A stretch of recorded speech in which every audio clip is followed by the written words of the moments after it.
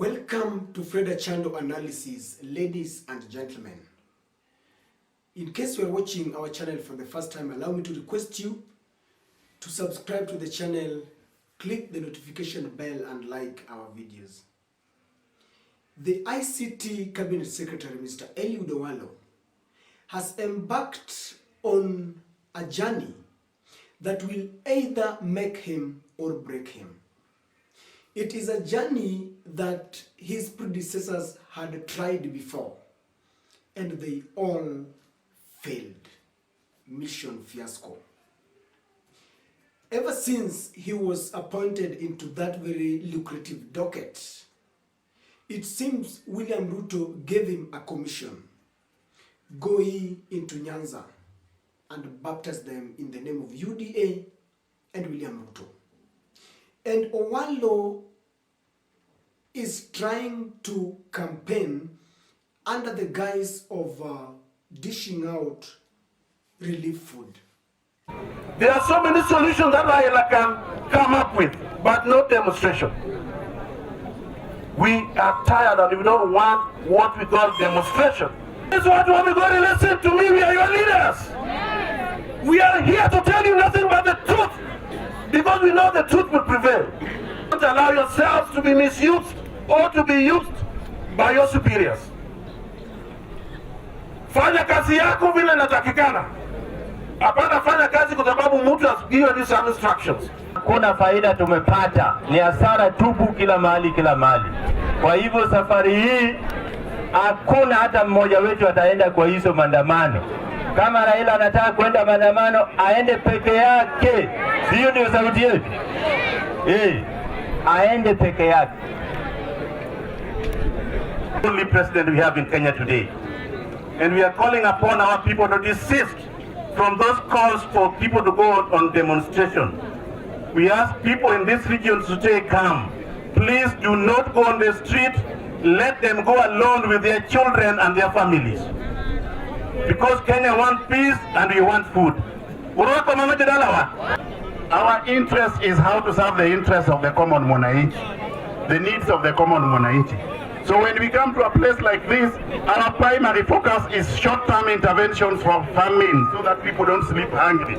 We want to do politics of the roads, politics of electricity, politics of water, politics of fishing at Mihur Bay, politics of gold at Makalda. Sawa sawa? Week after week, they gather with a clique of rebels in Nyanza and they dish out some food. But before that, it is politics for 30 minutes, then the distribution of food for about 15 minutes. I have seen people like the member of parliament who has been winning on an independent candidate, Shakil Shabir, has been fished and is in this camp.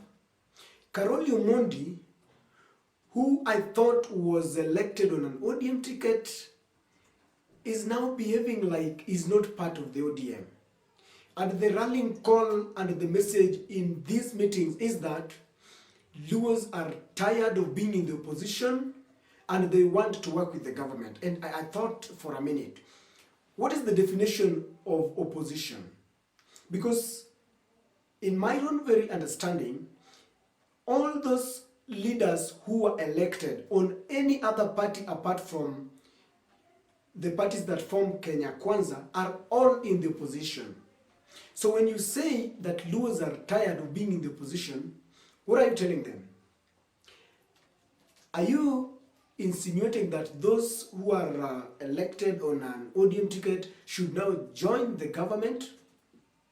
What exactly? Because I have had this narrative for so long and I want someone to tell me. Number two, the last time I checked, development should be given by an elected leader equitably regardless of your political affiliation. Because even all those Azimio supporters who never voted for William Ruto are paying tax. And so for people like Eliud Owalo to go around telling, members of Azimio supporters from Nyanza that they must support William Ruto to get development projects, it is wrong, and I think we must tell the truth. So ladies and gentlemen, this thing has gone on and on to an extent that some of those leaders decided to go on what I call an insulting spree. Some of them are now attacking the image of Azimio Raila Odinga and their families. And I think some of the leaders that, some of the very close allies of Raila Odinga thought it is now overboard, and they said enough is enough. Led by the minority leader, Opiyo Wandayi, they gave an ultimatum to those leaders that you either cooperate in this house or you leave. That is the condition that he gave them, ladies and gentlemen. I had some people, claiming that this is dictatorship, but another school of thought feels that it is the right thing to do. Because even in the Constitution, if someone is acting in a manner that suggests that he does not promote the policies of a party that took him or her to parliament, then he or she is deemed to be a rebel, is no longer part of that party. And so Opiyo Wandayi told these rebels that it is time you decide that you are either in Azimio by heart and supporting the principles of Azimio, or you simply go, you can resign and seek fresh mandate. Because the truth is, ladies and gentlemen, there are leaders in Nyanza province who, were it not for the ODM party, they would have been elected. I understand that one of the most paramount things to look at is an individual's capacity to deliver to the people his promises. But we cannot wish away the fact that in Kenya, parties play a very pivotal role in our elections. Not only in Kenya. Even in the US, we have the Democrats and Republicans.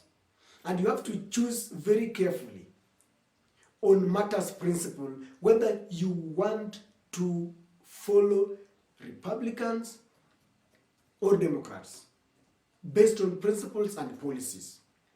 So if someone feels that by design he does not support the policies of the ODM, then the best thing to do is to resign and seek a fresh mandate.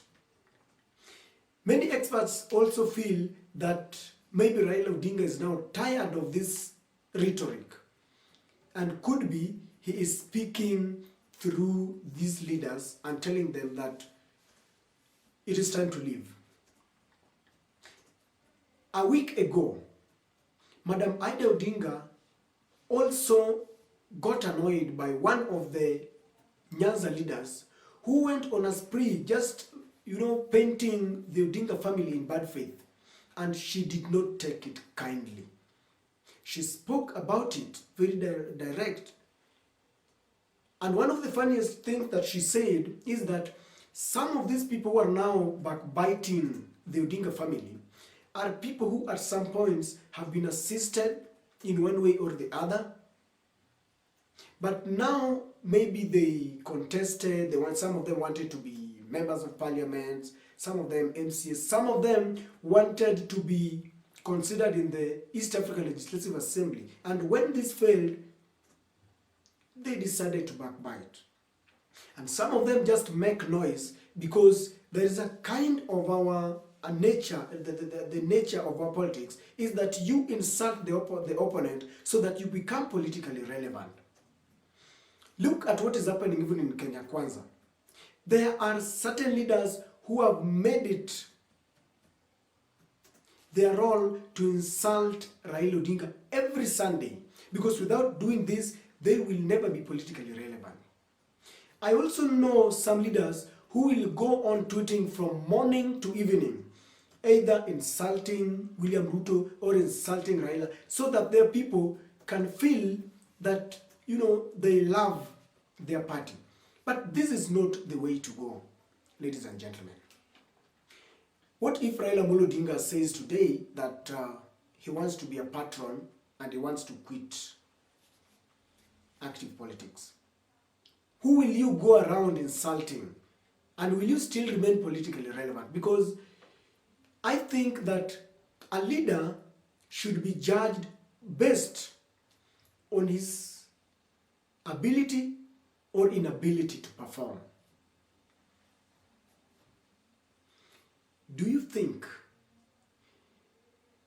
Opiyo and I should allow these leaders to continue politicking and misleading, quotes unquote, because that is what you're saying, misleading the people that we must support, or they must support the government to get projects?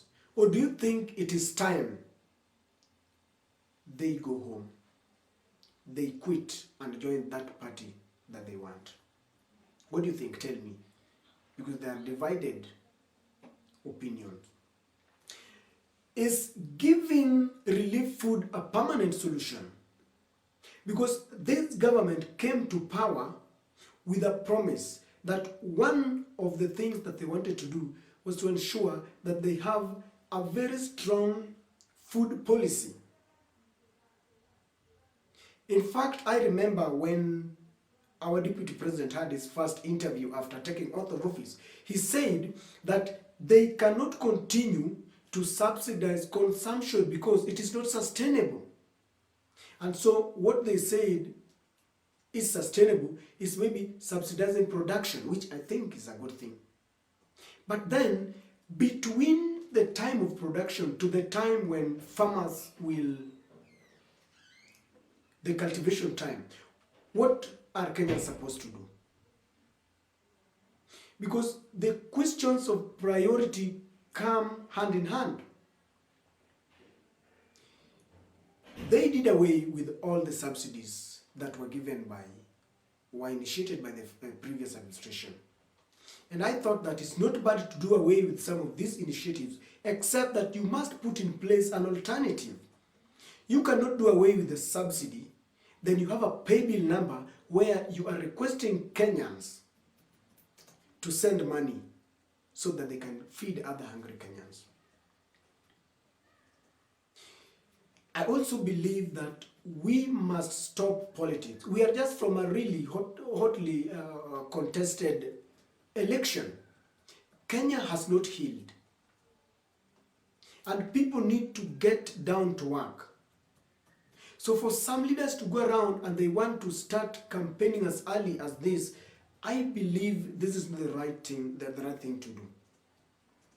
Led by the president, he should condemn these acts of political machination. We should not have leaders. If you want to go and distribute food, yes, it is a temporary mechanism to mitigate hunger. I agree there is hunger in the country, and I'm not against distributing food. You can do that.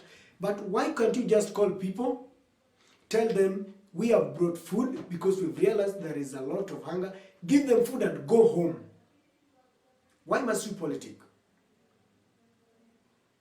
The people who decided to stick to Azimio know the reasons why they are in Azimio. This is not the time to tell them that they should switch, because even if they decide to support William Ruto, we are not going for any election. If anything, I've heard even Governor of Kisumu, Nyanza, saying that they will work together. They will work hand in hand with the national government. It is the right thing to do. And so it should not be exaggerated. Eliud Owalo and his cronies must stop the campaigns and the indirect political witch hunt and backbiting against Azimio leader. The other leaders who still want to work with William Ruto, it is easy. You can request for a forum and take along with you a host of leaders who want jobs so that you can talk to William Ruto if there are other spaces. Even though I feel it's not very easy because Rigathi Gachagua had maintained that hii keki wamegawa ikaisha. Na alisema wale walikuja wakichelewa hakuna kitu.